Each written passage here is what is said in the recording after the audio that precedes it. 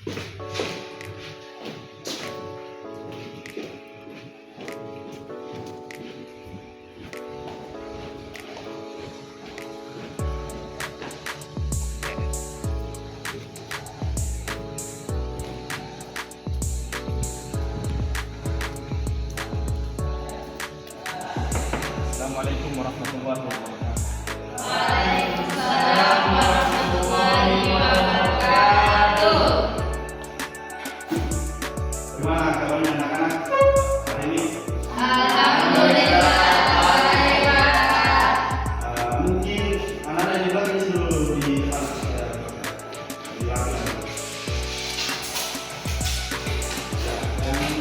Iya, Pak Jokowi. Ya, oke.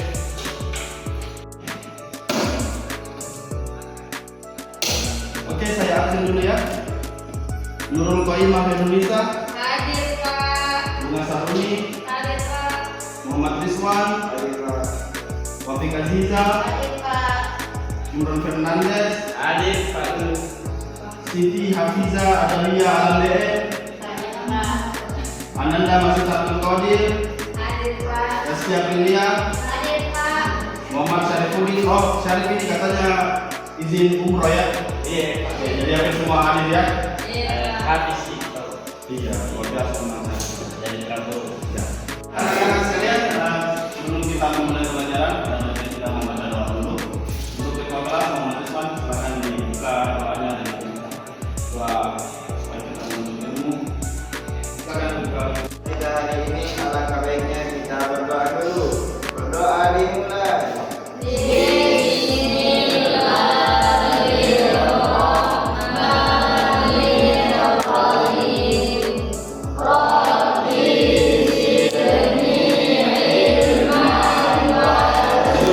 Hari ini kita akan belajar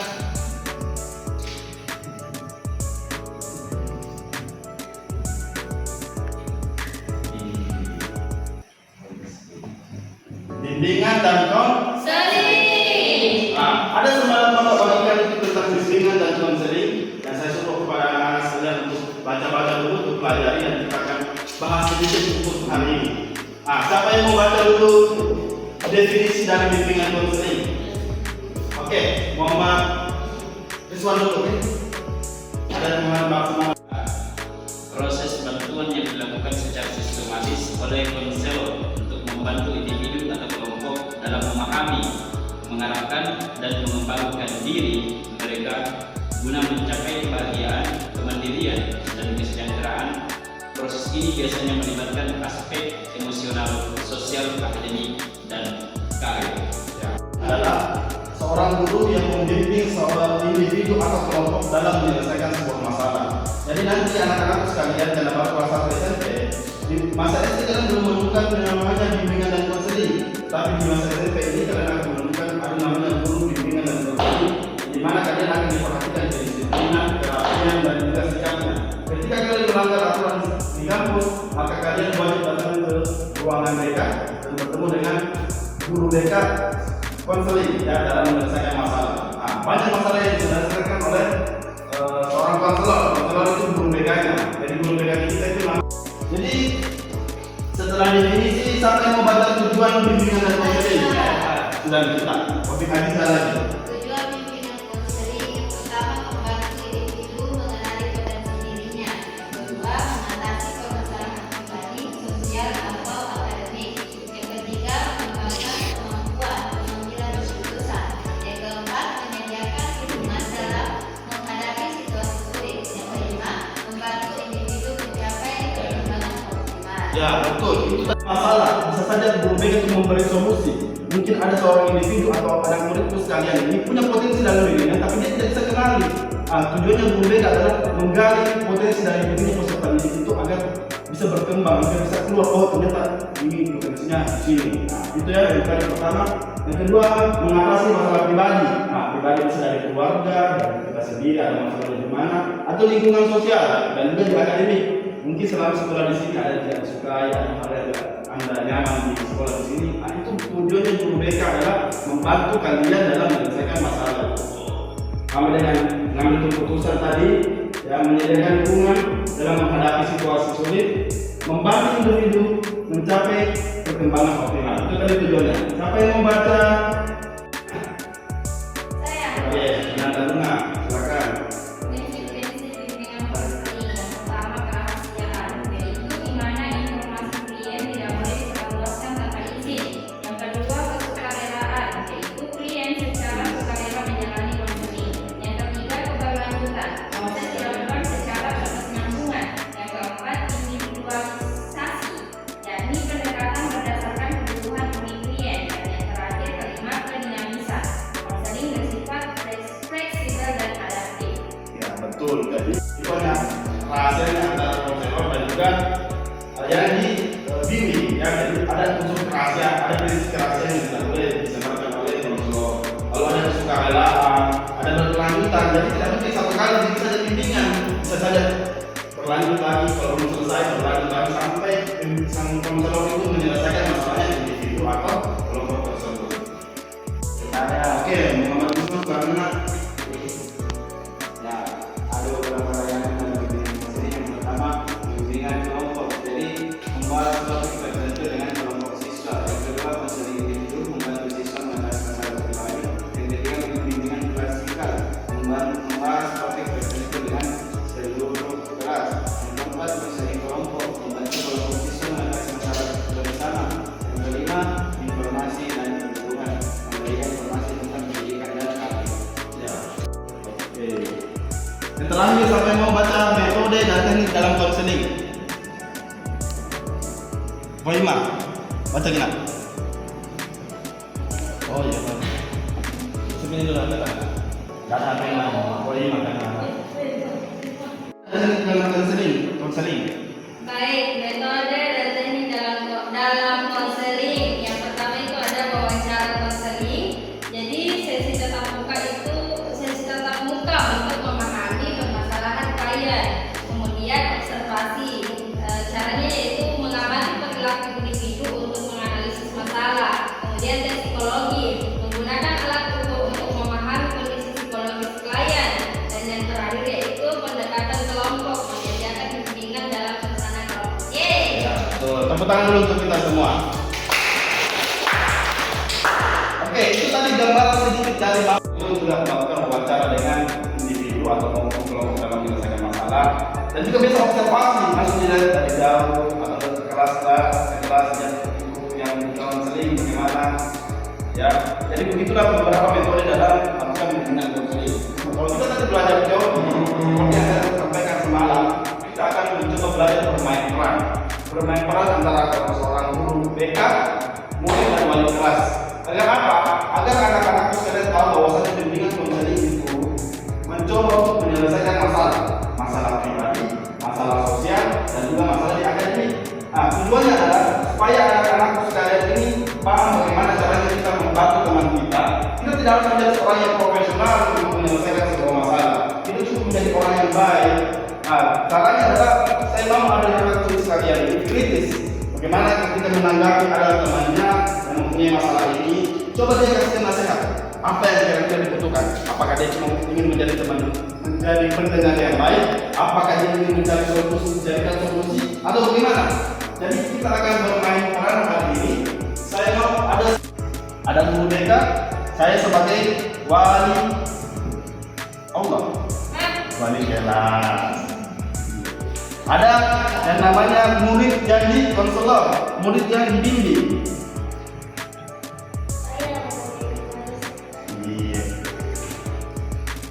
Iya. Jadi kita akan berperan adalah nanti mendengar ceritanya anak-anak dan teman-temannya ini mempunyai masalah. Saya kasih nanti masalah, ya masalahnya ini. Tugasnya kita nanti sebagai guru berikan solusi. Nasihati lalu berikan solusi. Seluruh bagaimana caranya seorang guru BK dalam menyelesaikan masalah. Paham? Paham. Siapa yang mau jadi guru? Saya. Oke, Nurul. 5. Saya sebagai wali kelas ya. Jadi murid 5 orang tadi namanya. Bunga, Wafik Aziza, sama Ica. Ya. Sama Adi saya. Ikhlas kamu. Tidak. Saya bawa ke ruang BK karena ketahuan merokok. Jadi dia harus ditindak karena Jadi harus ditegur, dinasehati. Bagaimana maksudnya seorang peserta didik itu nggak boleh untuk kayak gembel, ya harus aku kayak bapak. Saya bingung kalau perempuan ini sebenarnya jadi saya bingung kalau perempuannya mau apa ya? Ada yang bisa bantu bapak dalam memberikan sebuah hanya semua pakainya semua sudah siap. Hubungan sama Ica ini bolos ya. Nanti saya bawa ke ruang BK, nanti akan lakukan imam. Nasihatnya teman-teman semua anak-anak sekalian, lihat ya, jangan mainkan perannya dan sebagainya. Saya tidak memberikan dialog untuk sendiri, artinya saya memberikan kesempatan kepada anak-anak sekalian untuk berimprovisasi. Jadi kalian cuma mainkan karakternya sebagaimana, bicaranya sesuai, sopan, santun dan beretika ketika berbicara di depan guru. Ingat perannya kalian, kayak kalau kita merokok, nggak usah berbicara dengan kasar. Jadi saya tidak memberikan dialog harus memberikan maksud ini. Saya mau anak-anak sekalian berimprovisasi. Karena kita bermain peran sebagai tokoh fiksi itu artinya karakter yang dibuat dan bukan dirinya kalian sendiri. Kalian menciptakan karakter baru untuk bermain peran ini. Semua, oke. Anak-anak sekalian, ini ruangan mereka. Nanti kalian saya masukkan ke dalam, dibimbing oleh Ibu Koimah. Ya, atas apa yang kalian lakukan di hari sebelumnya, ini adalah menjadi pelajaran bagi kalian agar kedepannya tidak melakukan hal itu lagi. Paham semua? Ketika berbicara dengan Ibu Koimah, semua harus bertata krama, sopan santun dan menerima apa yang disampaikan oleh Ibu Koimah. Paham? Baik. Assalamualaikum. Tungguin dulu ya, anak-anak. Ini laporan dari kelas Al-Bos. Beberapa itu murid-murid ada yang bermasalah. Mau dibimbing dulu ini. Ada yang melanggar aturan sekolah. Saya mau ibu bantu dulu, counseling, dinasehati dan diberikan pelajaran, memberikan efeknya kepada mereka itu.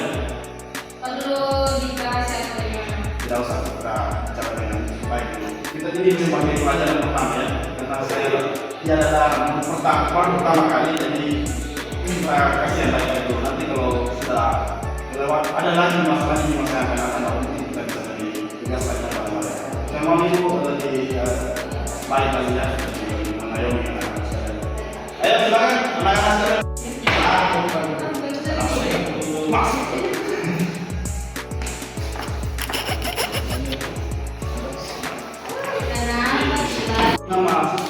Lima siswa yang bermasalah di kelas saya. Saya mau ibu bimbing dulu, lebih baik ke depannya. Jumlah ini kedapatan merokok di warung. Pas saya beli cemilan, saja merokok. Harus dibimbing, dia melanggar aturan sekolah. Rizwan ini rambutnya sudah gondrong kayak rocker. Jadi saya mau ibu bimbing dia. Bagaimana supaya ini juga kemarin saya dapat dia merokok di warung. Ketika saya beli cemilan, ibu bimbing juga dan berikan aturan. Karena merokok itu di lingkungan sekolah maupun di luar itu sebenarnya tidak diperbolehkan di sekolah ini, ya. Kalau ada soal ini tidak boleh sudah gondrong, sudah berkali-kali saya tegur, tapi dia tetap ngeyel. Ini mereka bertiga bu. Kemarin bu, jam kuliah, di jam sekolah. Mereka bertiga pergi nonton bioskop di jam sekolah, tidak masuk. Padahal alasannya dicet sakit, misalnya sakit, tetapi pas saya lihat story-nya ada dia ini, ternyata ada di bioskop 21 nonton film di bioskop. Jadi ibu bimbing dulu dia, berikan edukasi bagaimana supaya ke depannya itu mereka tidak melakukan kesalahan yang sama. Saya silakan kemudian dulu. Terima kasih Pak. Jadi 3 orang. Semuanya batal. Kalau tahu batal kenapa dilakukan? Nah, tahu di hati ini tidak bagus. Batal. Kenapa masih dilakukan? Untuk senang-senang. Ada diskon. Diskonnya tidak berlaku kalau bulan sekolah nih. Sekarang kami bicara. Ini juga kan nonton. Hadir. Jadi ini pertama kalinya kalian saya lihat di sini. Kelas berapa lagi semua? Kelas 1 SMP. Kelas 1 sudah begini kelas semua. Kenapa? Jadi kalau kelas 2, kelas 3, di kelas berapa lagi semua ini? Baru kelas 1 sudah masuk BK.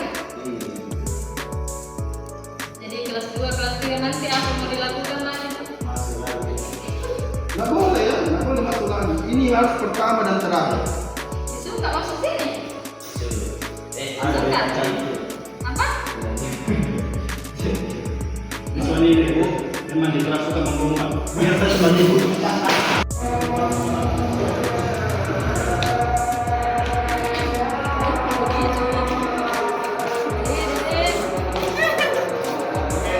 Sekarang anak-anak sekalian, Rizwan boleh cukur, Rizwan pergi, Jumran pergi merokok. Kalian yang ke bioskop sana. Sudah. Oke. Oke, aplaus untuk kita semua dulu. Ya, begitu tadi adalah metode bermain peran. Saya rasa Oyu memainkan perannya dengan sangat baik. Anak-anak sekalian juga melakukan atau memainkan perannya dengan sangat baik.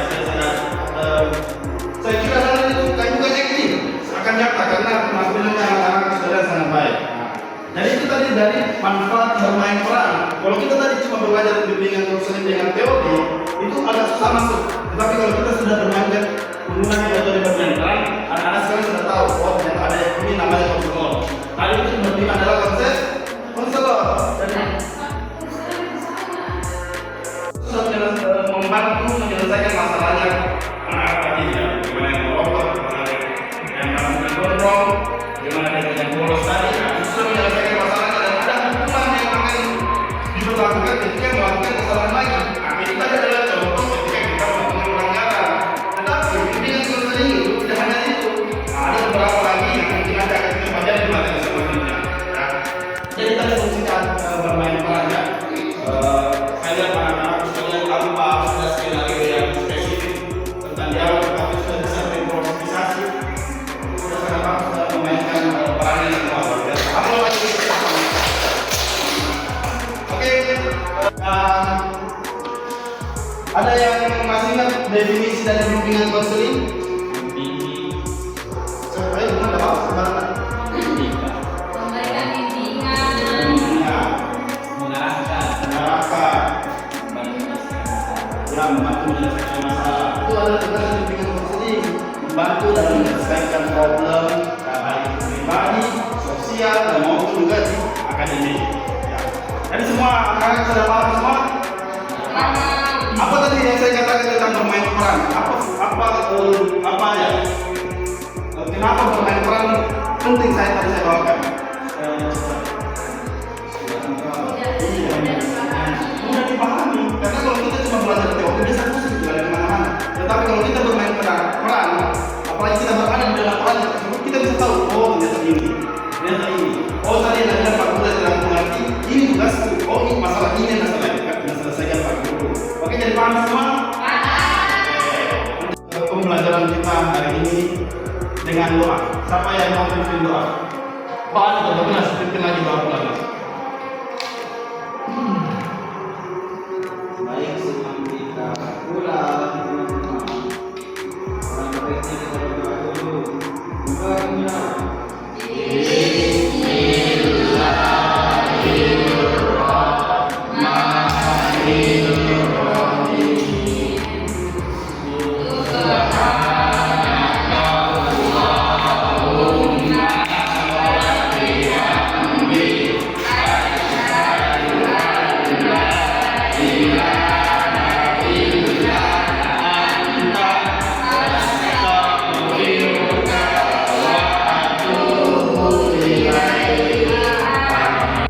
Bagus caranya dalam pembelajaran hal ini saya berikan saja untuk anak-anak sekalian.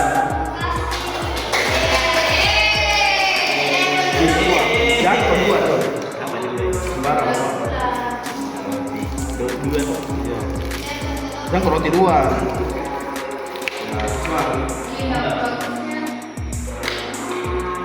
Bisa dimakan Pak.